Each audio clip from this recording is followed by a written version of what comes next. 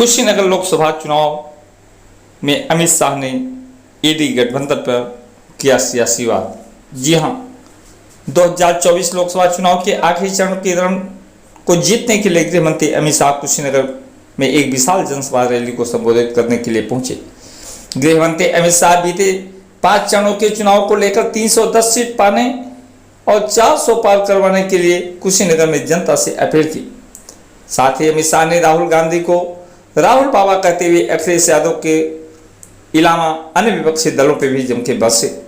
आपको बताते चले कि 1 जून को कुशीनगर में लोकसभा के आखिरी चरण के मतदान में कुछ ही दिन बचे हैं, लेकिन कुशीनगर में सपा गठबंधन से अजय प्रताप सिंह और भाजपा से विजय दुबे में कांटे की टक्कर देखने को मिली है। कुशीनगर में स्वामी प्रसाद मौर्य खुद अपनी पार्टी से चुनावी मैदान में हैं। साथ ही बसपा का शुभ नारायण चौहान भी भाजपा के लिए चुनौती बने हुए हैं। ऐसे में कुशीनगर की सीट पर भाजपा अपनी जीत सुनिश्चित करे। आज कुशीनगर के पटौना में विशाल जनसभा रैली का आयोजन हुआ। इस विशाल जनसभा रैली को संबोधित करने के लिए गृह मंत्री अमित शाह पहुंचे तो कुशीनगर पहुंचने पर गृह मंत्री अमित शाह ने कुशीनगर को पवित्र भूमि को प्रणाम करते हुए कहा कि कुशीनगर भगवान राम के पुत्र कुश ने बसाया था। शाह ने भाषण शुरू करते ही भारत छोड़ो आंदोलन में 11 रणबांकुरे शहीद हुए थे, मैं उन्हें प्रणाम करता हूं। आगे शाह ने कहा कि 6 चरण के चुनाव खत्म होने के साथ ही 5 चरण का चुनाव में मोदी जी को 310 सीट मिल चुका है। शाह ने राहुल गांधी को राहुल बाबा कहते हुए 40 सीट पर भी पार करना मुश्किल बताया। साथ ही शाह में सपा अध्यक्ष ने अखिलेश यादव को अखिलेश बाबू कहते हुए 4 सीट नहीं होगी पार, इसको भी निशाना साधा। भाजपा जीत गई तो 4 तारीख को कांग्रेस प्रेस कॉन्फ्रेंस करके ईवीएम के दोष देगी। साथ ही कांग्रेस की हार का ठिकाना खड़गे साहब पे फूटेगा। खड़गे साहब की नौकरी चली जाएगी। देखें क्या कहते हैं अपने संबोधन में गृह राज्य मंत्री अमित शाह। प्रस्तुत है आरके न्यूज की एक खास रिपोर्ट।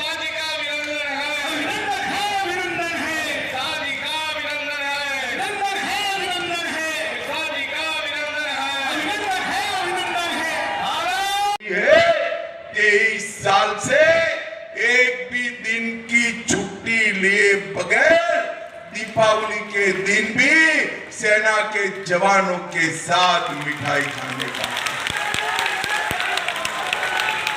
का आरोप नहीं लगा है, 25 पैसे का। और दूसरी ओर ये 2 साल में 10 साल में 12 लाख करोड़ के घपले घोटाले भ्रष्टाचार करने वाले लोग, और उनको इस देश का मौसम राज नहीं आता। राहुल बाबा हर 6 महीने में बैंकॉक थाईलैंड चले जाते हैं, छुट्टी पर चले जाते हैं। मेरे भाई बहन यहां गमछा लगा कर बैठे।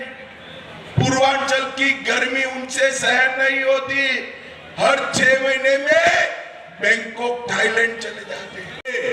एक घमंडिया गठबंधन जीत गया तो उनका प्रधानमंत्री कौन बनेगा? कोई है क्या? अरे चलो यार, मैं आपको एक-एक कर पूछता हूं। शरद पवार बन सकते हैं क्या?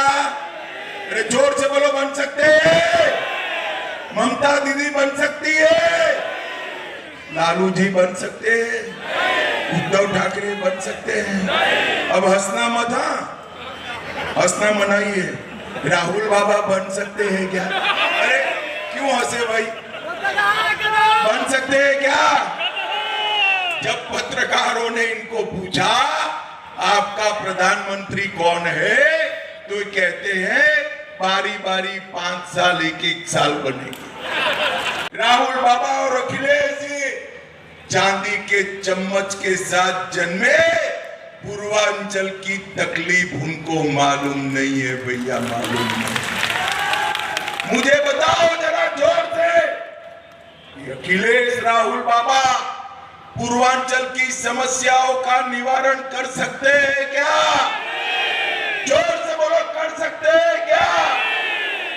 भाइयों बहनों, एक और नरेंद्र मोदी है 23 साल तक संविधान सम्मत नहीं, अपनी वोट बैंक को जिंदा करने के लिए ये मुस्लिम आरक्षण की बात करते हैं, जिसका सीधा खामियाजा पिछड़ा वर्ग को भुगतना पड़ेगा।